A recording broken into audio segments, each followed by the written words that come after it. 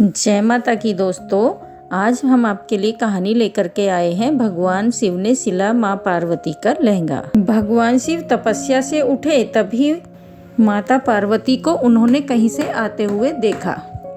अरे देवी पार्वती, आप कहाँ से भ्रमण करके लौट रही हैं? देवी लक्ष्मी ने बुलाया था। बहुत दिनों से दोनों मिले नहीं थे तो सोचा आज मिलाऊं। आपको पता है विष्णु जी ने देवी लक्ष्मी जी के लिए बहुत सुंदर साड़ी लहंगा बनाया है, खुद अपने हाथों से सिला है। मेरा मन है आप भी मेरे लिए एक सुंदर सा लहंगा अपने हाथों से सिलो। मुझे भी आपके हाथों का सिला लहंगा पहनना है। माँ पार्वती की बात सुनकर शिव जी जोर से हंसे। देवी पार्वती, आपको लगता है कि मैं सिलाई कर पाऊंगा? ये सब काम करना मेरे बस की बात नहीं है। विष्णु जी ने भी तो देवी लक्ष्मी जी के लिए सिलाई की है। क्या आप मेरे लिए इतना नहीं कर सकते? आपको मेरे लिए लहंगा सिलना ही होगा। बस मैंने जो कह दिया सो कह दिया। मैं भोजन बनाने जा रही हूँ। गणेश और कार्तिकेय लौटने वाले होंगे और आते ही से कुछ खाने को मांगेंगे। अरे देवी पार्वती, ये कैसी जिद है? मैं भला एक लहंगा कैसे सिल सकता हूँ? ये मुझे तुमने कैसी दुविधा में डाल दिया है? प्रभु, इस दुविधा से बाहर आने का एक रास्ता है। क्या रास्ता नंदी? जल्दी बताओ। प्रभु, विष्णु जी ने सिलाई कहाँ से सीखी ये आपको वो बता सकते हैं। बस आप भी वहीं से सीख लेना। इसके बाद आप सुंदर सा लहंगा सिल सकते हैं। माता पार्वती को प्रसन्न करने का बस अब आपके पास यही एक रास्ता है। नहीं तो जहाँ तक मैं जानता हूँ माता पार्वती तब तक आपसे बात नहीं करेंगी जब तक आप उनकी ये इच्छा पूरी नहीं कर देते। ये तो तुम सत्य कह रहे हो नंदी। ये तो मुझे पता है कैसे कैसे पापड़ बेलने पड़ते हैं पत्नी को मनाने के लिए। चलो मैं विष्णु जी से मिलकर आता हूँ। शिव जी विष्णु जी से मिलने पहुँचते हैं और उन्हें सारी बात बताते हैं।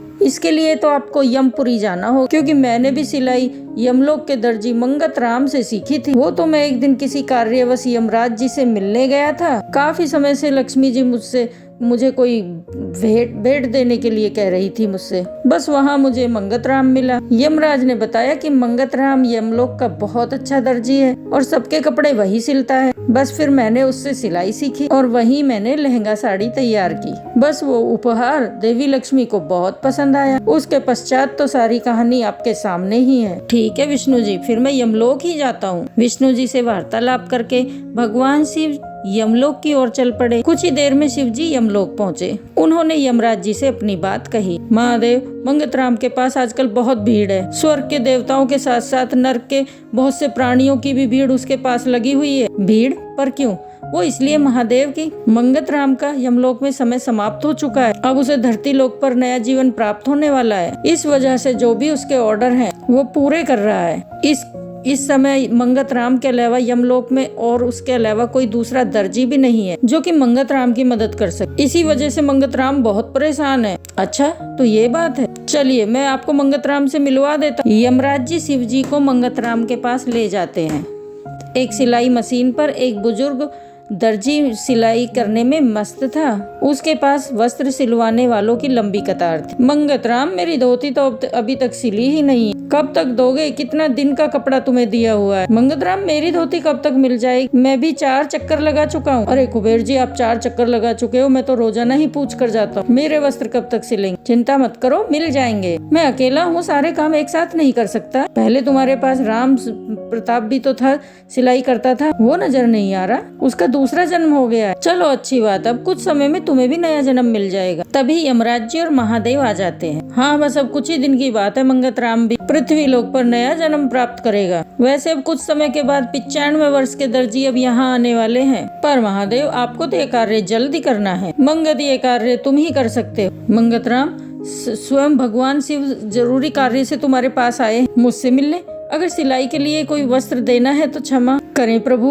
अभी तो मेरे पास बिल्कुल भी समय नहीं। मैं ऑर्डर लेने का मैं पहले ही इतने सारे ऑर्डर पूरे नहीं कर पा रहा, इसलिए अब कोई भी नया काम नहीं लूंगा। यही सोच रहा हूँ। मुझे कुछ सिलवाना नहीं है मंगत राम, मुझे खुद सिलाई सीखनी है। इसीलिए मैं तुम्हारे पास आया हूँ। मुझे माँ पार्वती के लिए, देवी पार्वती के लिए एक लहंगा सिलना है जिसमें तुम मेरी सहायता कर सकते हो। तुम मुझे सिलाई सिखा दो। आपको माता पार्वती के लिए लहंगा सिलना है? ठीक है, मैं आपकी मदद करूंगा, परंतु आपको बहुत मेहनत करनी होगी। सबसे पहले कपड़े की कटाई करना सीखो, उसके पश्चात ही आप सिलाई करना सीख पाएंगे। मैं सब कुछ सीख लूंगा, बस तुम मुझे सिलाई कला में इतना निपुण कर दो कि मैं एक लहंगा सिलकर तैयार कर दूं। और देवी पार्वती प्रसन्न हो जाएं। हाँ, मैं सिखा दूंगा कब से शुरू करना है, नेक काम में देरी कैसी, अभी से शुरू करते हैं। अति उत्तम। मंगतराम, मेरे वस्त्रों की कोई जल्दी नहीं, तुम आराम से सिल देना, अब मैं भी चलता हूँ। चिंता मत कीजिए यमदेव, अब मैं आ गया हूँ ना।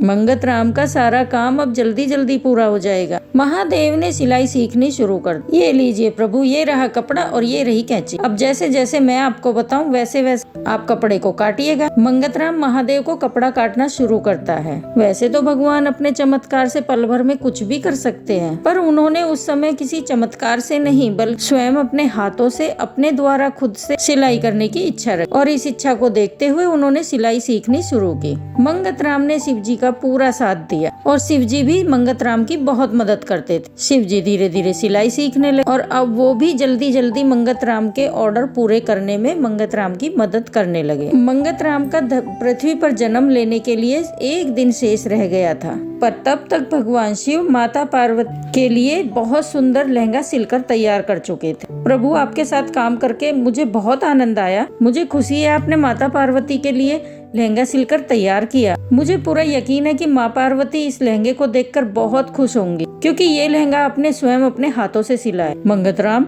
ये कार्य तुम्हारे प्रयास के कारण ही सफल हो पाया है। मैं तो सिलाई सीखने के बदले तुम्हें कुछ दे ही नहीं पाया। मांगो, तुम्हें क्या उपहार चाहिए। प्रभु, आपके साथ कुछ समय बिताने का समय मिल गया, आपका आशीर्वाद प्राप्त हो गया। मेरे लिए तो यही सबसे अनमोल उपहार है। बस अगले जन्म में भी मुझे आपका आशीर्वाद प्राप्त होता रहे, आपकी कृपा मेरे ऊपर बनी रहे। मुझे बस यही आशीर्वाद चाहिए। तथास्तु। मेरी कृपा से तुम्हारा ये आने वाला जन्म बेहद सुखद रहेगा। तुम्हारे जीवन में किसी भी प्रकार की कोई कमी नहीं रहे। मेरा आशीर्वाद सदैव तुम पर बना रहेगा। जाओ मंगतराम, अपने नए जीवन की शुरुआत करो। मंगतराम को शिव जी के आशीर्वाद के द्वारा नया जीवन प्राप्त हो जाता है। उधर जब शिवजी वापस कैलाश लौटे और माता पार्वती को ये बात पता चली कि भगवान शिव इतने दिनों से यमलोक में रहकर सिलाई सीख रहे थे और उन्होंने स्वयं अपने हाथों से उनके लिए लहंगा सिलकर तैयार किया है, तो माता पार्वती की खुशी का ठिकाना नहीं था। वो खुशी से मुस्कुराती हैं और लहंगा पहनकर बहुत सुंदर तैयार होती हैं। भगवान शिव माता पार्वती को अपने हृदय से लगा लेते हैं और सभी देवी देवता उनके अद्भुत प्रेम को देखकर उन पर फूलों की वर्षा करते हैं। दोस्तों, अगर कहानी अच्छी लगी है तो कमेंट बॉक्स में माँ पार्वती की जय जरूर लिखना, हर हर महादेव जरूर लिखना और चैनल को सब्सक्राइब करना और लाइक करना और अपने दोस्तों के साथ शेयर करना। बोलो हर हर महादेव।